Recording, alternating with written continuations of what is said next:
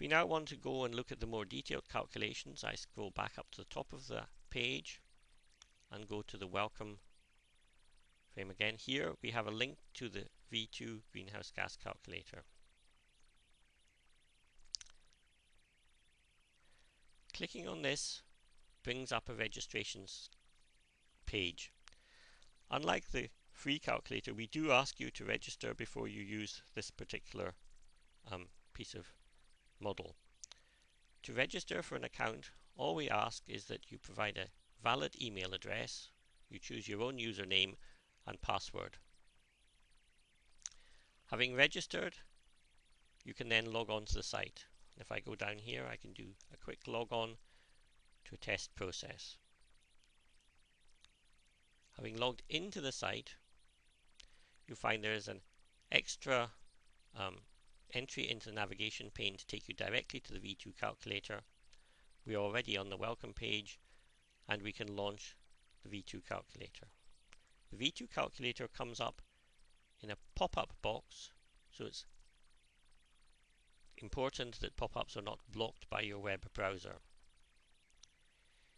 If I expand this, I'm going to initially edit the settings, and for our first look at the calculator I'm going to use standard data and report CO2 only. Update settings, and then we're ready to enter data onto the website.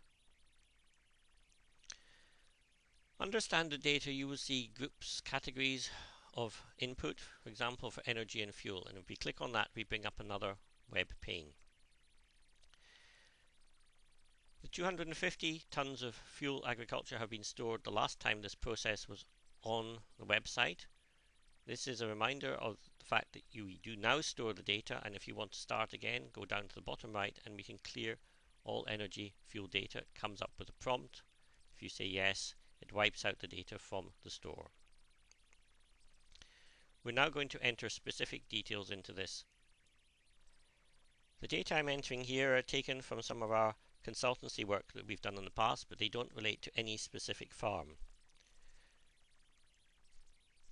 This general farm used 13,000 kilowatt hours of grid electricity, 9,000 litres of gas oil, 4,000 litres of diesel,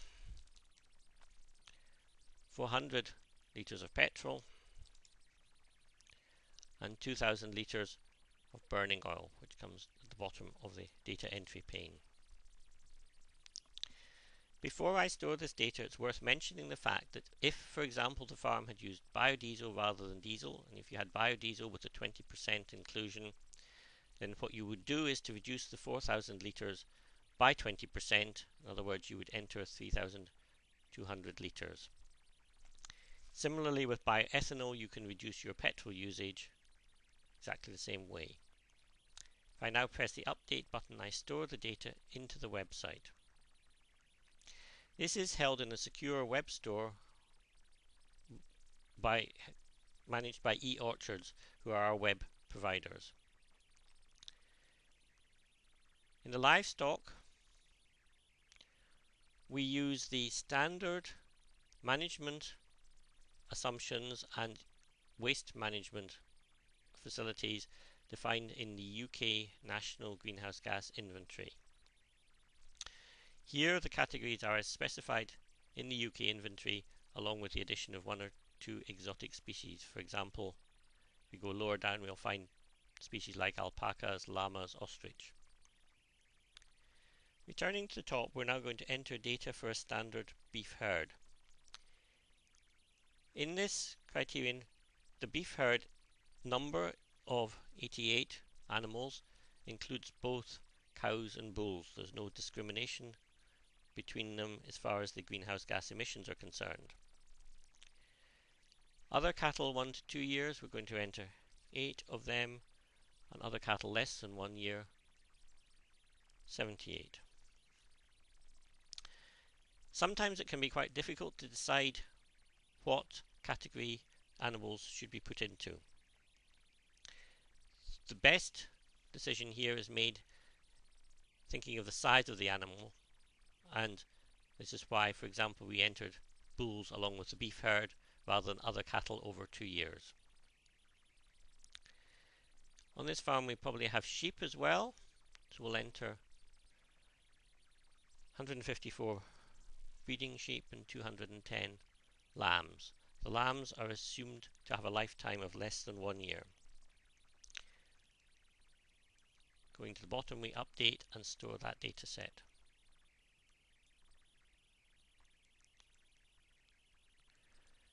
The fertilizer input has much greater flexibility than the one in the V0 calculator. We can enter details of fertilizers which are specifically listed here. For example, this farm we're going to put in 31 tons of ammonium nitrate. But we might also have used another fertilizer that's not on the list, for example ammonium sulfate.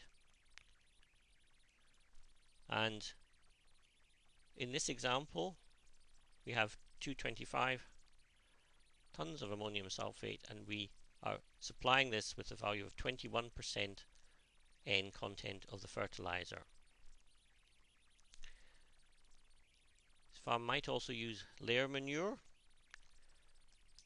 20 tons of that, and sewage sludge. Now we don't again have sewage sludge listed, but if we enter it as one of the extra lines, the farm uses 100 tons of sewage sludge with lime, and that has 6 kilograms of nitrogen per ton of sludge. I'm going to update that data as well. So that's now stored, and we go on to the crops.